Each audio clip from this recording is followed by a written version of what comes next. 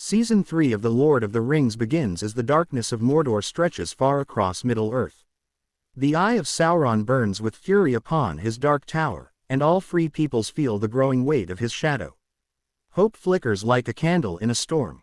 The once quiet lands are filled with dread, villages whisper of war, and kings sit restless in their halls, aware that the last great struggle has come. Aragorn, long a ranger wandering the wilds, now walks firmly into the role that destiny demands of him. No longer only strider, he steps toward kingship with the wisdom of Gandalf, the loyalty of Legolas, and the fierce companionship of Gimli at his side. The journey of Aragorn is one of transformation. Doubt still lingers in his heart, but each act of bravery, each decision made for his people, hardens him into the leader the world needs. His path takes him to places of ancient fear and forgotten oaths, most notably the paths of the dead, where he must prove not just his bloodline but his courage. Frodo and Sam's journey into Mordor becomes the heart of this season, showing the true weight of sacrifice.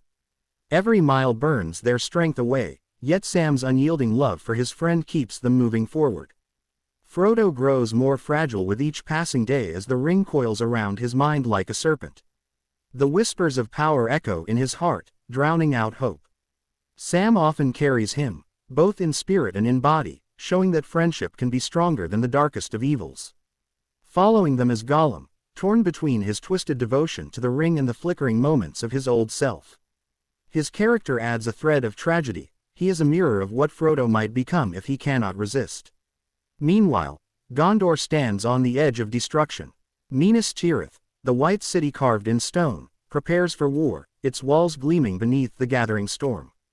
Denethor, steward of Gondor, is consumed by despair, convinced that all is lost. His madness spreads gloom among the people until Gandalf steps forward as their true guide, giving them courage in the darkest of hours.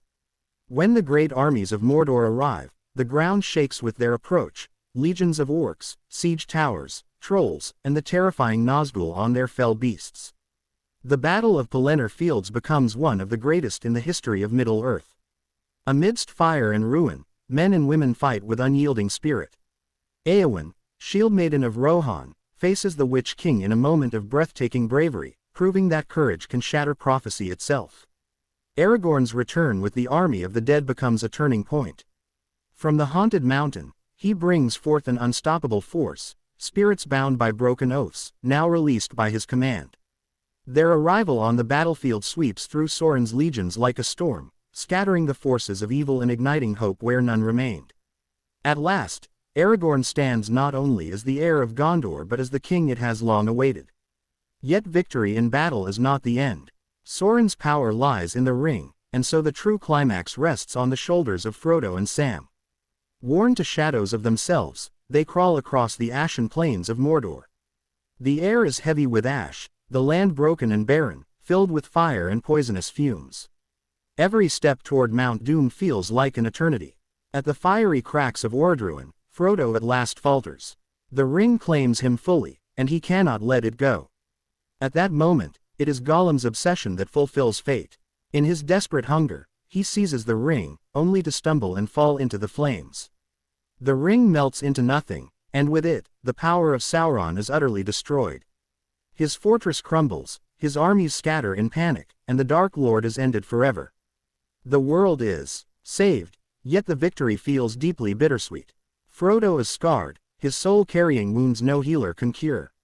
Though the Shire remains untouched by war, Frodo no longer feels at peace there. He has given everything, and in return, he has lost the simple joys of home. Sam, however, returns to build a life, to plant seeds of hope as he always dreamed. Aragorn is crowned king, and his union with Arwen, daughter of Elrond, marks the beginning of a new age of peace. Legolas and Gimli stand beside him, their unlikely friendship becoming a symbol that old hatreds can be mended. Gandalf, knowing his task is complete, prepares to depart across the sea, taking with him Frodo, Bilbo, and the last bearers of the ring, leaving Middle-earth to the race of men. The season closes not with fanfare but with quiet reflection. The age of magic, elves, and wizards fades into memory, and the age of men begins. Yet the story lingers in the hearts of those who heard it, an eternal reminder that even the smallest person can change the course of the future, that courage can rise from despair, and that hope, though fragile, can outshine the greatest darkness.